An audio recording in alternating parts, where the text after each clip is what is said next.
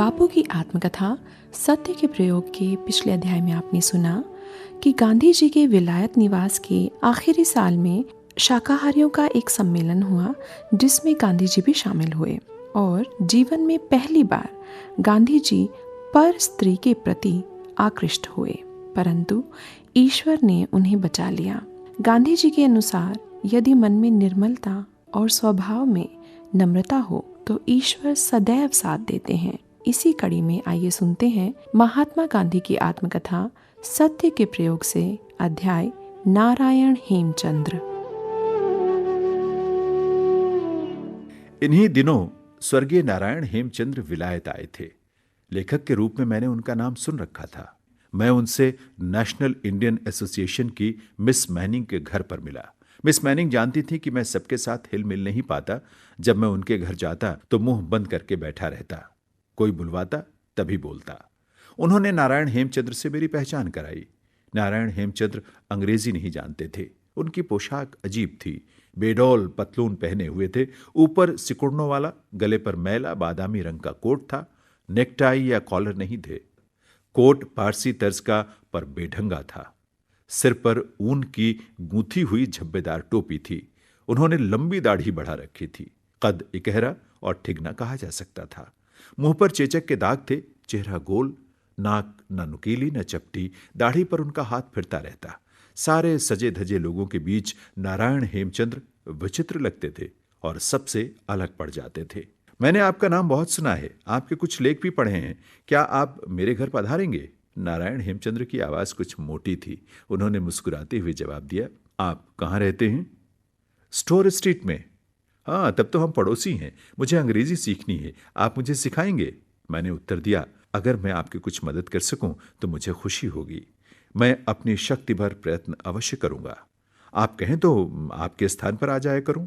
नहीं, मैं ही आपके घर आऊंगा। मेरे पास पाठमाला है, उसे लेता आऊंगा। हमने समय निश्चित किया। हमारे बीच मजबूत स्नेह गांठ बंध गई। नारायण हेमचंद्र को व्याकरण बिल्कुल नहीं आता था। वे घोड़ा को क्रियापद बना देते और दौड़ना को संज्ञा। ऐसे मनोरंजक उदाहरण तो मुझे कई याद हैं, पर नारायण हेमचंद्र तो मुझे घोट कर पी जाने वालों में थे। व्याकरण के मेरे साधारण ज्ञान से मुग्ध होने वाले नहीं थे। व्याकरण न जानने की उन्हें कोई शर्म ही नहीं थी। तुम्हारी तरह मैं किसी स्कूल में नहीं पढ़ा हूं। अपने विचार प्रकट करने में मुझे व्याकरण की आवश्यकता मालूम नहीं हुई। बोलो, तुम बांग्ला जानते हो? मैं तो बांग्ला जानता हूं। मैं बंगाल में घूमा हूं। महर्षि देवेंद्र ठाकुर की पुस्तकों के अनुवाद गुजराती जनता को मैंने ही दिए हैं। मैं गुजराती जनता को कई भाषाओं के अनुवाद देना चाहता हूं। अनुवाद करते समय मैं शब्दार्थ से नहीं चिपकता, भावार्थ देकर संतोष मान लेता हूं। मेरे बाद दूसरे भले ही अधिक देते रहें। मैं बिना व्याकरण के भी मराठी जानता हूं, हिंदी जानता हूं और अब अंग्रेजी भी जानने लगा हूं। मुझे तो शब्द भंडार चाहिए। तुम ये न समझो कि अकेली अंग्रेजी से मुझे संतोष हो जाएगा। मुझे फ्रांस जाना है और फ्रेंच भी सीख लेनी है। मैं जानता हूं कि फ्रेंच साहित्य कितना विशाल है। संभव हुआ तो मैं जर्मनी भी जाऊंगा और जर्मन भाषा भी सीखूंगा। नारायण हेमचंद्र की वाग्धारा इस प्रकार चलती ही रहती। भाषाएं सीखने और यात्रा करने के उनके लोभ की कोई सीमा नहीं थी। तब आप अमेरिका तो जरूर जाएंगे। जरूर। उस नई दुनिया को देखे बिना मैं वापस कैसे लौट सकता हूं? पर आपके पास इतने पैसे कहां हैं? मुझे पैसों से क्या मतलब? मुझे कौन तुम्हारी तरह टिम टाम से रहना है? मेरा खाना कितना है और पहनना कितना है? अपनी पुस्तकों से मुझे जो थोड़ा मिलता है और मित्र जो थोड़ा देते हैं वो काफी हो जाता है। मैं तो सब जगह तीसरे दर्जे में ही जाता हूं। अमेरिका डेक में ही जाऊंगा। नारायण हेमचंद्र की सादगी तो उनकी अपनी ही चीज थी।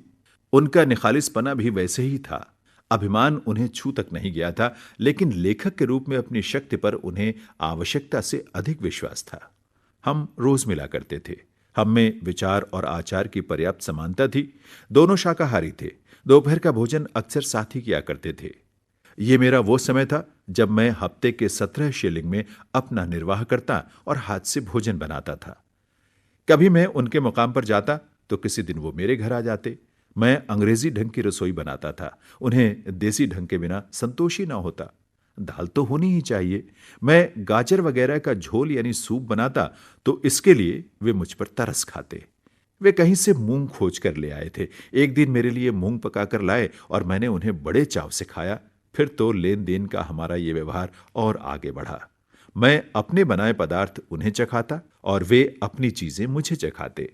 उन दिनों कार्डिनल मैनिंग का नाम सबकी जुबान पर था। डक के मजदूरों की हड़ताल थी। जॉन बर्न्स और कार्डिनल मैनिंग के प्रयत्न से हड़ताल जल्दी ही खुल गई। कार्डिनल मैनिंग की सादगी के बारे में डिज़रायली ने जो लिखा था, सो मैंने नारायण हेमचंद्र को सुनाया। तब तो मुझे उन साधु पुरुष से जरूर मिलना चाहिए। वे बहुत बड़े आदमी हैं, आप कैसे मिलेंगे? जैसे मैं बतलाता हूं, तुम मेरे नाम से उन्हें पत्र लिखो, परिचय दो कि मैं लेखक हूं और उनके परोपकार के कार्य का अभिनंदन करने के लिए स्वयं उनसे मिलना चाहता हूं। यह भी लिखो कि मुझे अंग्रेजी बोलना नहीं आता, इसलिए मुझे तुमको दुभाषी के रूप में ले जाना होगा। मैंने इस तरह का एक पत्र लिखा। 2-3 दिन में कार्डिनल मैनिंग का जवाब एक कार्ड में आया। उन्होंने मिलने का समय दिया था। हम दोनों गए। मैंने प्रथा के अनुसार मुलाकाती पोशाक पहन ली थी, पर नारायण हेमचंद्र तो जैसे रहते थे वैसे ही रहे। वही कोट और वही पतलून। मैंने मजाक किया, मेरी बात को उन्होंने हंसकर उड़ा दिया और बोले, तुम सब भी लोग सब डरपोक हो। महापुरुष किसी की पोशाक नहीं देखते, वे तो उसका दिल परखते हैं। हमने कार्डिनल के महल में प्रवेश किया। घर महल ही था। हमारे बैठते ही एक बहुत ही दुबले पतले बूढ़े ऊंचे पुरुष ने प्रवेश किया। हम दोनों के साथ हाथ मिलाए, नारायण हेमचंद्र का स्वागत किया। मैं आपका समय नहीं लूंगा, मैंने आपके बारे में सुना था। हड़ताल में आपने जो काम किया उसके लिए आपका उपकार मानना चाहता हूं। संसार के साधु पुरुषों के दर्शन करने का मेरा नियम है, इस कारण मैंने आपको इतना कष्ट दिया। नारायण हेमचंद्र ने मुझसे कहा कि मैं इन वाक्यों का अनुवाद कर दूं। आपके आने से मुझे खुशी हुई। आशा है यहां आप सुखपूर्वक रहेंगे और यहां के लोगों का परिचय प्राप्त करेंगे। ईश्वर आपका कल्याण करे। ये कहकर कार्डिनल खड़े हो गए। एक बार नारायण हेमचंद्र मेरे यहां धोती कुर्ता पहनकर आए। भली घर मालकिन ने दरवाजा खोला और उन्हें देखकर डर गई। मेरे पास आकर बोली, कोई पागल सा आदमी तुमसे मिलना चाहता है। मैं दरवाजे पर गया तो वहां नारायण हेमचंद्र को खड़ा पाया। मैं दंग रह गया, पर उनके मुंह पर तो सदा की हंसी के सिवा और कुछ था ही नहीं। क्या लड़कों ने आपको तंग किया? जवाब में वे बोले, मेरे पीछे दौड़ते रहे, मैंने कुछ ध्यान नहीं दिया, इसलिए वे चुप हो गए। नारायण हेमचंद्र कुछ महीने विलायत रहकर फिर पेरिस गए। वहां फ्रेंच का अध्ययन शुरू किया और फ्रेंच पुस्तकों का अनुवाद करने लगे। उनके अनुवाद को जांचने लायक फ्रेंच में जानता था, इसलिए उन्होंने उसे देख जाने को कहा। मैंने देखा कि वो अनुवाद नहीं था, केवल भावार्थ था। आखिर उन्होंने अमेरिका जाने का अपना निश्चय पूरा किया। बड़ी मुश्किल से डेक का या तीसरे दर्जे का टिकट पा सके थे शायद। अमेरिका में धोती कुर्ता पहनकर निकलने के कारण असभ्य पोशाक पहनने के अपराध में वे पकड़ लिए गए थे। मुझे याद पड़ता है कि बाद में छूट गए थे। अभी आप सुन रहे थे महात्मा गांधी की आत्मकथा सत्य के प्रयोग से अध्याय नारायण हेमचंद्र। वाचन स्वर था जैनेन्द्र सिंह का। प्रस्तुतकर्ता निशा भारद्वाज।